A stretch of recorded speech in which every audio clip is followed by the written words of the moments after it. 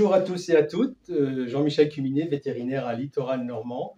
Heureux de vous retrouver pour cette série de webinaires 2024 et aujourd'hui nous allons nous intéresser aux diarrhées néonatales infectieuses des veaux dans les 3 premières semaines de vie du veau. Alors nous aborderons successivement les principaux agents pathogènes responsables de ces diarrhées, puis la façon de les mettre en évidence, puis les symptômes qu'ils engendrent au niveau de la physionomie et de la médecine du veau, la prise en charge d'un veau diarrhéique et enfin peut-être le plus important, la prévention des diarrhées chez les veaux. Alors pour planter le décor, de quoi parle-t-on?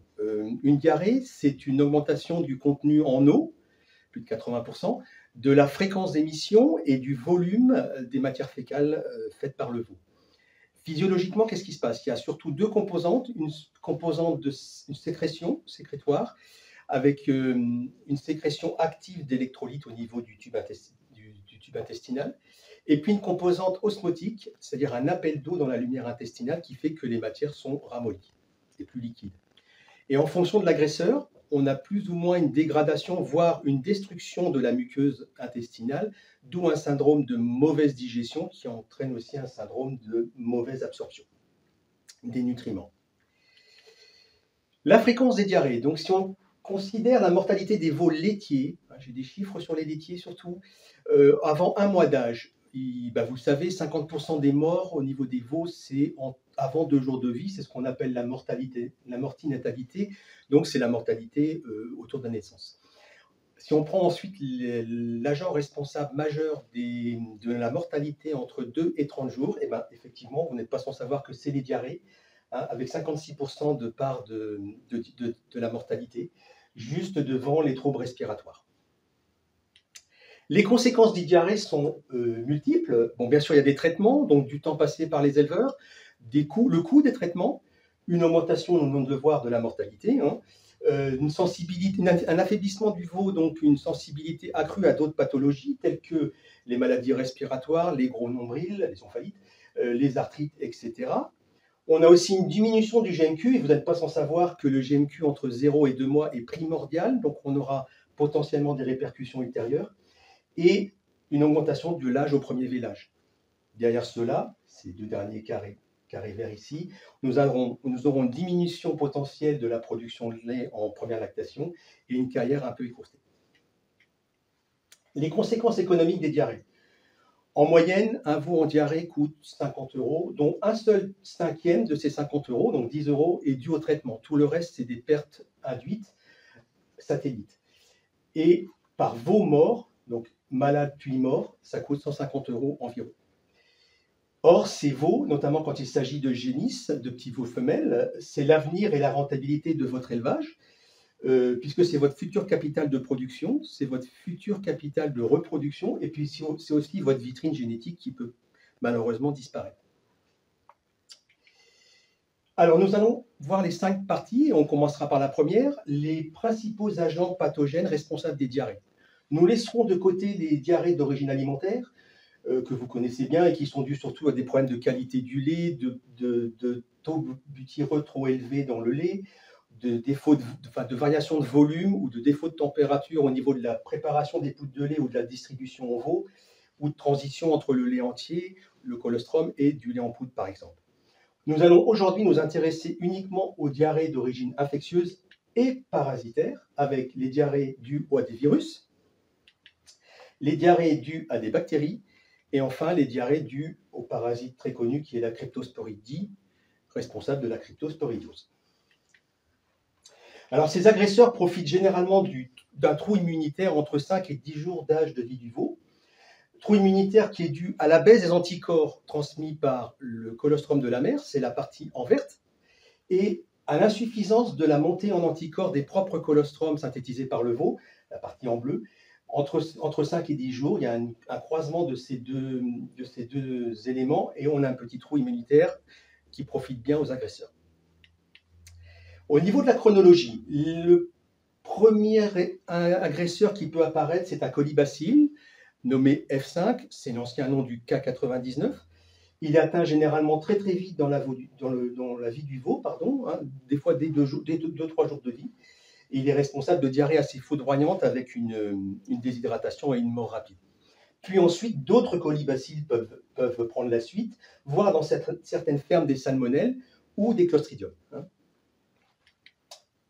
Ensuite, entre 5 et 14-30 jours, ça dépend, on a les virus en vert. Le premier, c'est le rotavirus, entre 5 et 14 jours, et le coronavirus, lui, peut aller jusqu'à environ 30 jours de vie. Et enfin, on a un parasite, les cryptosporidies, responsable de la cryptosporidiose, qui là attaque entre 5 et 20 jours de vie. C'est le petit cousin de la coccidiose qui, elle, ne peut quasiment pas apparaître chez le veau avant 21 jours de vie.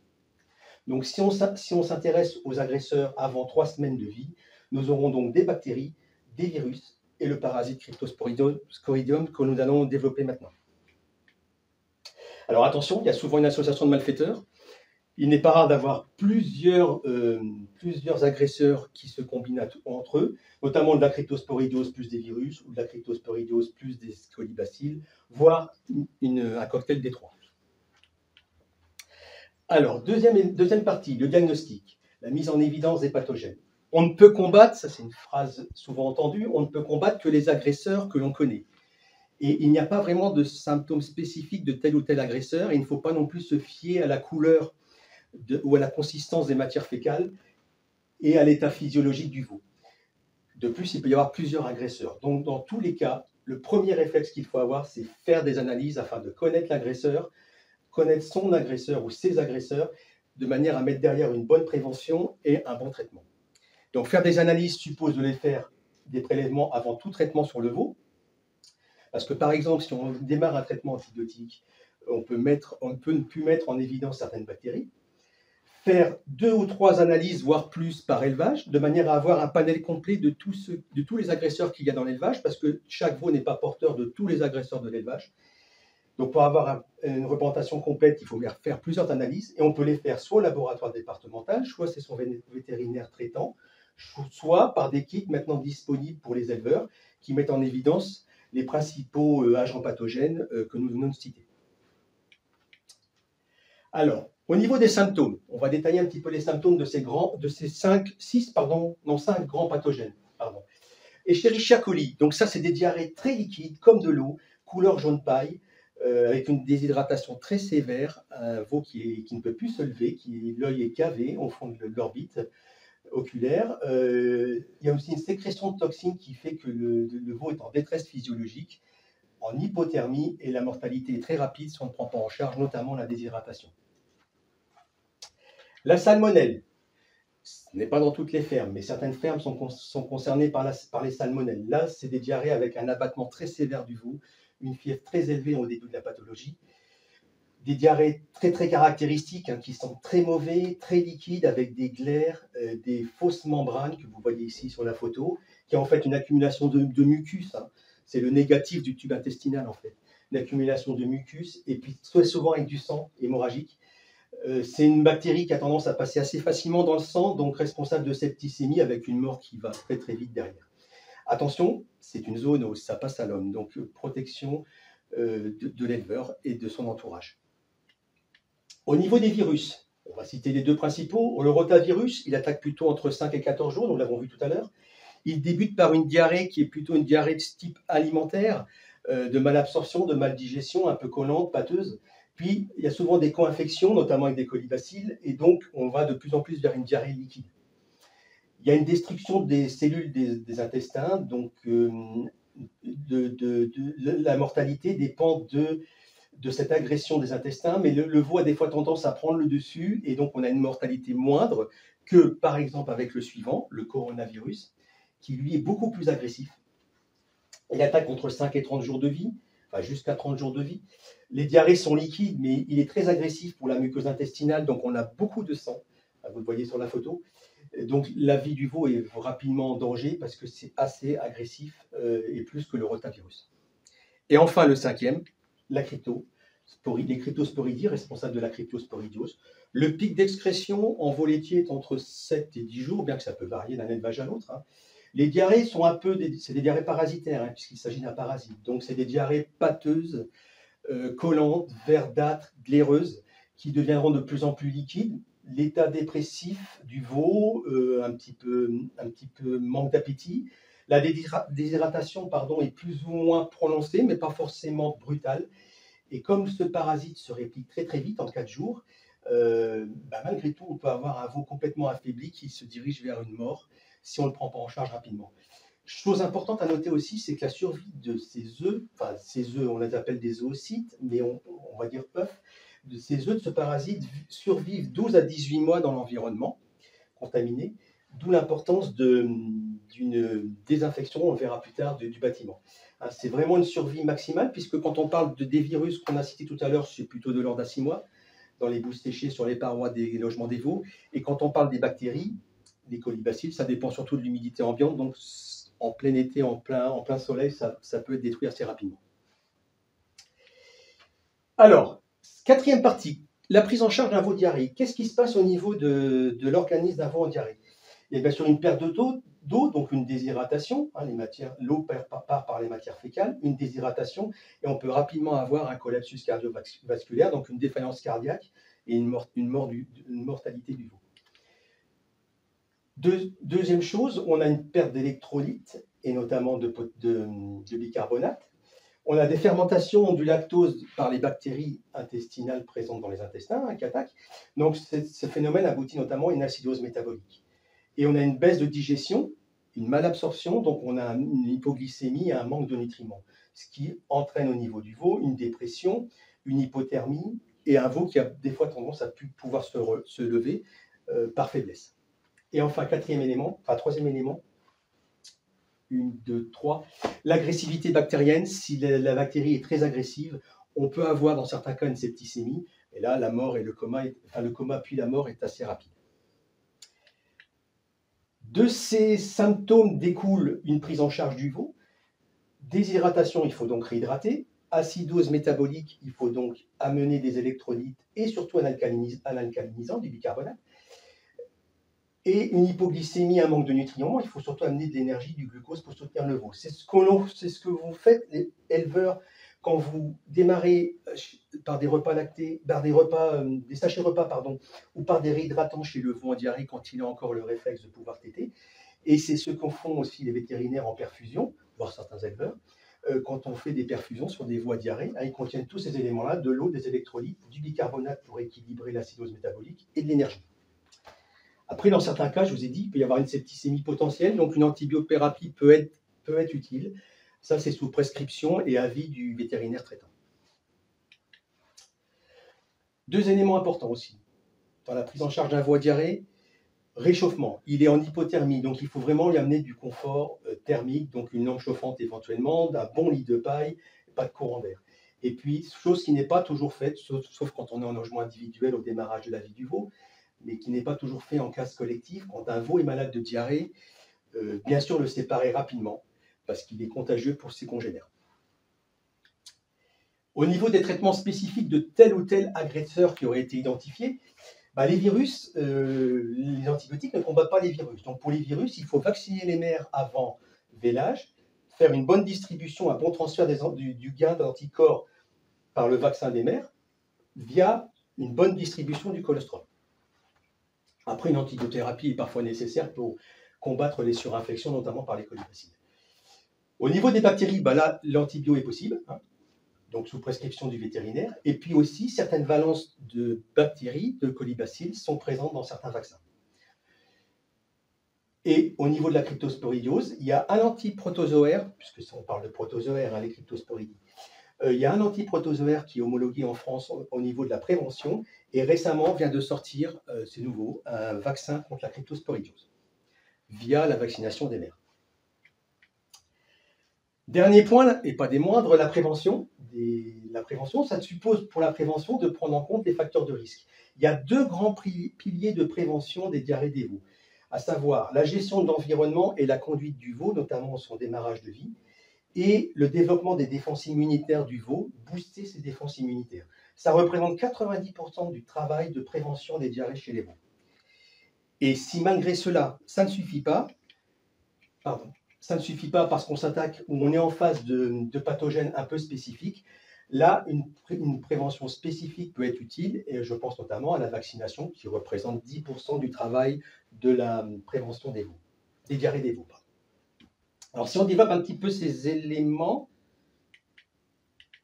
hop, au niveau du logement et de la conduite, le but du jeu est de réduire la pression infectieuse, notamment par la désinfection avec un produit qui tue la cryptosporidiose aussi, en plus des virus et des bactéries, hein. C'est ce qu'on appelle un produit oocyte, puisque l'œuvre de la cryptosporidie, je vous l'ai dit tout à l'heure, elle s'appelle un oocyte. Donc, bien choisir un bon désinfectant du logement individuel et collectif des veaux, hein, une nurserie, et puis avoir une hygiène draconienne, hein, et une ambiance maîtrisée, c'est-à-dire une ambiance au niveau confort thermique, au niveau confort du sol, du logement, et au niveau aussi ventilation de la nurserie. De l'eau potable, une hygiène du matériel de distribution, ça c'est très important, désinfecter le nombril, qui est aussi une porte d'entrée de certaines bactéries, et puis pas de mélange des âges. Au niveau des défenses du veau, il faut deux choses: booster ses défenses immunitaires. Bon, voilà, vous le savez, ça passe par une des bonnes pratiques de distribution du colostrum. Donc, du colostrum récolté rapidement, distribué précocement au veau dans la vie du veau, de qualité, il faut vérifier la qualité du colostrum, et en quantité suffisante. Et puis derrière, stimuler l'immunité spécifique, donc éventuellement vacciner, bien avoir un bon plan lacté, ne pas avoir de carence au niveau du veau, notamment en oligo et en vitamines-éléments, et en vitamines, et éviter tout stress qui peut affaiblir les défenses immunitaires du veau. Dernier point, dans le cas de certains pathogènes bien spécifiques, la vaccination peut s'avérer utile, puisqu'on a déjà mis en place tout ça, mais ça ne suffit pas.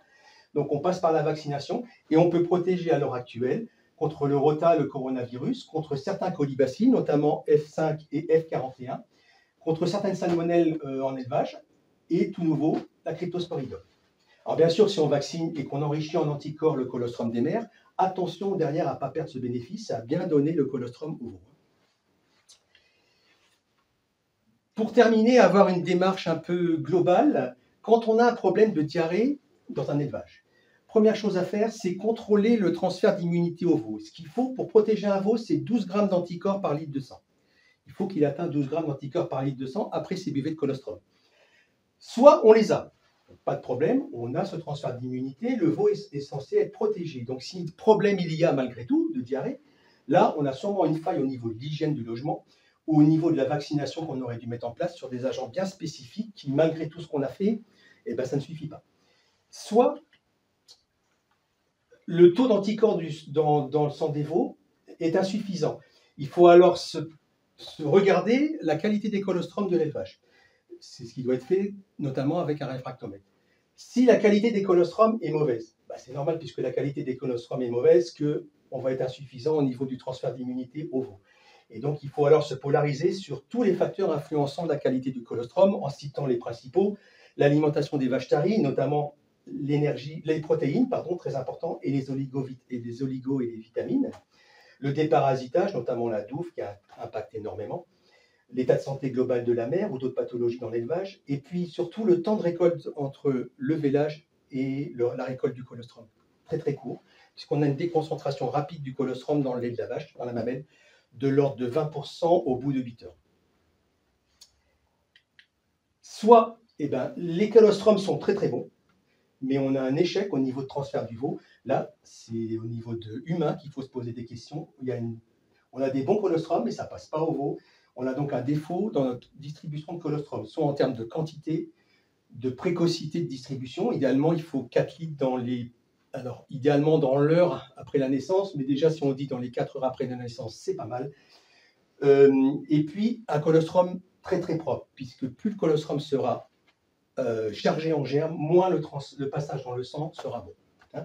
Et puis des fois aussi vérifier le statut en sélénium et en iode de la mère, qui est très important pour l'immunité du veau. Pour conclure, j'aborderai 3 éléments qui me semblent essentiels: des analyses indispensables pour toute pathologie, hein, que ce soit des mammites, etc., des troubles respiratoires. Il faut connaître son agresseur. Donc des analyses pour mettre en face la bonne prévention, le bon traitement. Une conduite irréprochable au top des veaux, notamment au niveau des pratiques au quotidien et de l'hygiène du bâtiment, hein. Et puis un minimum de biosécurité, ce qu'on ne voit pas tous les jours, c'est-à-dire un minima, un poste de lavage des bottes et un poste de désinfection, un pédiluve des bottes pour tout intervenant dans la nurserie, intervenant extérieur, éleveur aussi, éleveur compris. Voilà, je vous remercie de votre attention. Bonne journée.